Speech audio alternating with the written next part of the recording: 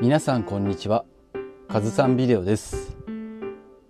今日は軽キャンピングカーハッピーワンプラスのメリット、デメリットの紹介動画になります。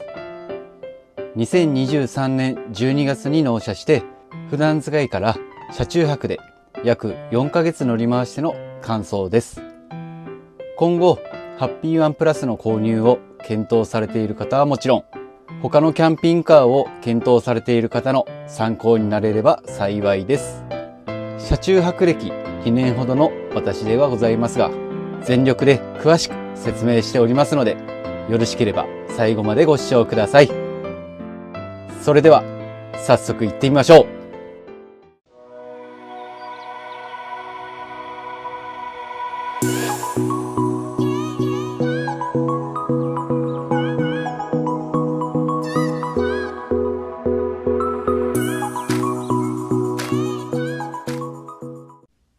まずは今回の動画は一個人の意見となりますので、すでにハッピーワンプラスユーザーの方に不快な思いをさせる点も多々あるとは思いますが、その点はどうかご了承ください。あくまでも私目線で感じたメリット、デメリットを独断で挙げさせてもらいますので、どうぞよろしくお願いいたします。動画の内容としましては、メリット、デメリット、各それぞれ6個ずつですね、挙げておりますので、メリット、デメリットの順番でお伝えして、最後に、こんな方にはおすすめします。こんな方にはおすすめしませんの2つを発表したいと思います。では早速、メリットの方から発表していきたいと思います。メリット1つ目、燃費がいい。キャンピングカーとしては燃費がいい印象です。メーター内の平均燃費表では約2500キロの平均燃費でリッター 13.6 キロを計測しています。もちろんお住まいの環境と攻める運転か攻めない運転かでは前後すると思いますが、私のまあまあなエコ運転では 13.6 キロをマークしている状態です。ちなみにガソリンはレギュラーで、ほぼコストコで給油をしています。メリット2、運転がしやすい。やはり軽トラベースだけあって運転が非常にしやすいです。前方の運転はもちろん、特にバック駐車に関しては左右前後に車が駐車していても小型乗用車同様の間隔で駐車ができます。メリット3、防音がしっかりしている。まず雨の日のこちらの動画をご覧ください。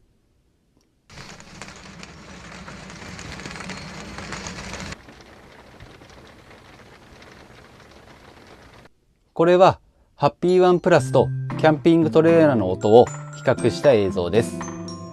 明らかにハッピーワンプラスの方が静かに仕上がってます。現に車中泊の時の睡眠満足度は高めです。メリット4、価格が安い。これはよく言われていることでもありますが、やはり安さが売りだと思います。ノーオプションにはなりますが、360万円から乗れるキャンピングカー。オプションによっては500万円近くなる方もいらっしゃいますが、それでも他のキャンピングカーと比べると安価な方だと思いますし、購入の決め手になった方も多いのではないでしょうか。私ももちろんその中の一人に過ぎません。メリット5、待ち時間を楽しめる。奥さんの美容室や買い物、子供の習い事など送り迎えする際に発生する待ち時間が逆に楽しくなります。駐車スペースさえ確保できればほぼ家で待っている気分です。いや、家以上です。長時間でも苦ではありません。わざわざ一回家に帰ってまた迎えに行く手間やガソリン代も減るので、個人的にはかなりのメリットだと考えています。メリット6、かわいい。40代のおっさんが言うのもなんですが、かわいいと思います。勘違いの時もあると思いますが、見られてる気がします。小学生以下の子供に関しては無礼なくらいにまっすぐ指をさしてくるので間違いありません。40代のおっさんが言うのもなんですが、可愛いんだと思います。以上がメリット6つになります。これだけ見ると、JP スターの差し金かと思われても仕方ないぐらいハッピーワンプラスを推してるんですが、冒頭でもお伝えした通り、もちろんデメリットもあります。これから発表するデメリットも踏まえて、後悔しないように購入を検討していただきたいと思っております。はい。では今からデメリット6ついってみましょう。まずデメリット1。段差や横風でかなり揺れる。私のハッピーワンプラスにはスタビライザー前後とマシリーフ14インチ165幅のタイヤオプションをつけていますが、それでもかなり揺れます。風に関しては運転に慣れれば注意して走行して対応はできてますが、段差についてはいきなり現れたりするので車体が飛び跳ねてしまったりします。運転席と助手席はまだいいとしても、この時の後部座席は地獄です。注意してないと物が落ちて壊れたりするし、後ろに乗る場合は運転中は後ろでは完全に気が休まりません。他のキャンピングカーとの比較はできませんが、後部座席の乗り心地は最悪です。デメリット2、駐車場では注意が必要。立体駐車場には高さ的にほぼ入れないのはもちろんですが、平面駐車場でも発見器のところで屋根が低く入れない場合があります。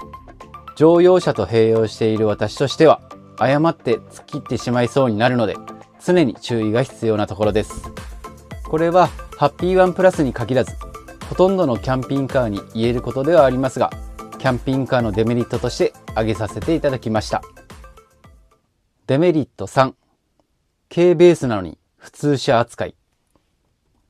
ハッピーワンプラスは軽キャンピングカーとよく言われていますが、ベースが軽トラなだけで登録は普通車扱いになります。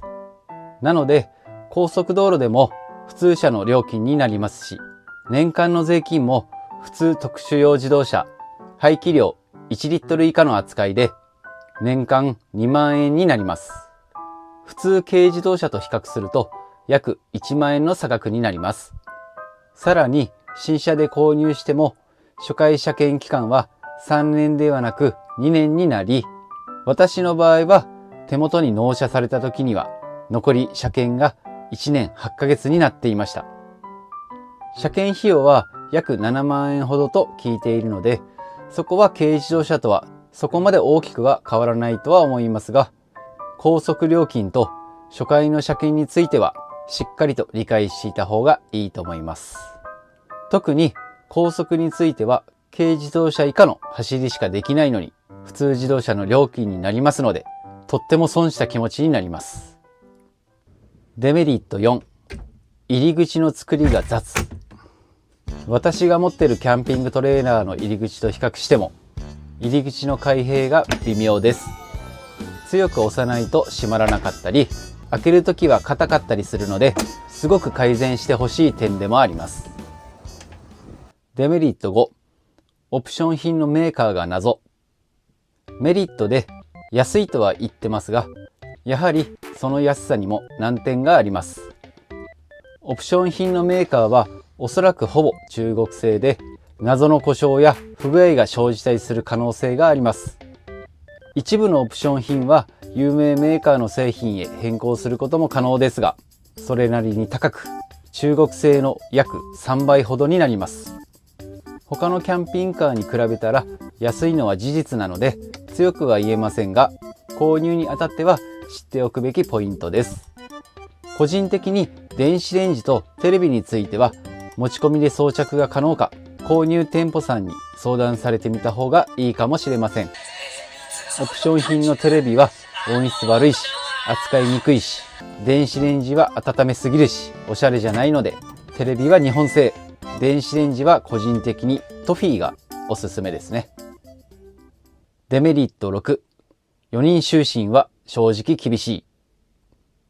カタログ上では4人乗車、4人就寝とありますが、実際4人で寝るとかなり大変です。寝れないことはないですが、ストレスになります。バンクベッドは狭いし、展開すると外に出にくくなるので、トイレに行くのが余計に憂鬱になります。バンクベッドに寝るのが子供だったら2人ぐらいはいけますが、我が子はキャンピングカーでの車中泊は嫌がります。個人的にはバンクベッドは物置、メインベッドで就寝というのが理想だと思います。はい、以上がデメリット6つですね。では、このメリット、デメリットを踏まえて、私が個人的にハッピーワンプラスをおすすめする人、おすすめしない人を発表していきたいと思います。まずおすすめする方ですが、一人旅や夫婦、カップル旅をメインで考えられている方、そして初めてキャンピングカーを購入しようとしている方です。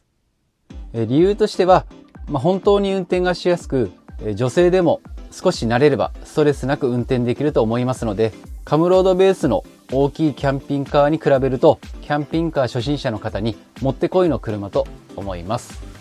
走行中の後部座席はかなり苦痛なんですが、2人なら運転中は運転席と助手席の前方2席あれば全く問題ないので、後部座席に乗ることはないですし、車中泊する時もメインベッドで2人寝ることもできます。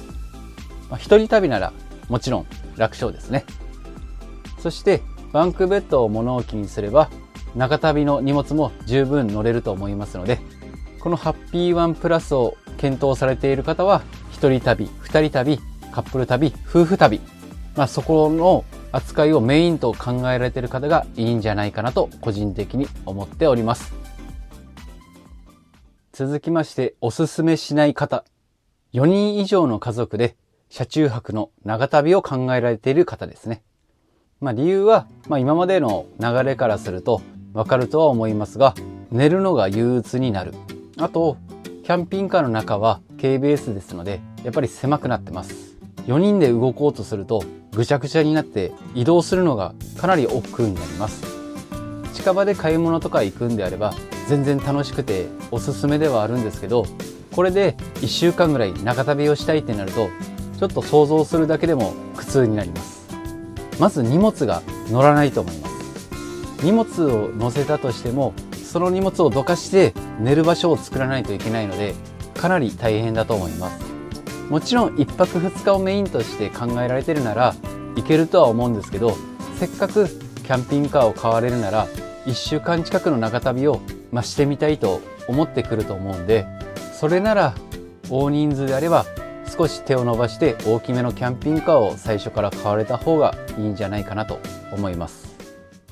以上が、私が思ったメリット、デメリット、あとおすすめする方、おすすめしない方の発表となります。でも私としてはキャンピングトレーラーを持っているので、そこと併用して利用ができるので後悔はしていないですね。運転がしやすくて、奥さんも一人でこれで普段乗りで使ってるので、逆に楽しいキャンピングカーライフが送れてると思います。ただキャンピングトレーラーがもしもなかったとしたら後悔してたかもしれません。それはちょっと確認のしようがないですけど、そんな気がします。なので今後買おうと検討されている方は、いろんな動画ありますので、そういうのをたくさん見てもらって、どんどん知識を蓄えてもらって、やっぱり高い買い物ですので後悔のないように自分に合ったキャンピングカーを選んでいただきたいと思います。はい。それでは今回の動画は以上になります。最後までご視聴ありがとうございました。またキャンピングカーで車中泊する際、トレーラーで車中泊する際、ちょっとサボり気味ですが動画を上げていきたいと思いますので、今後ともよろしくお願いします。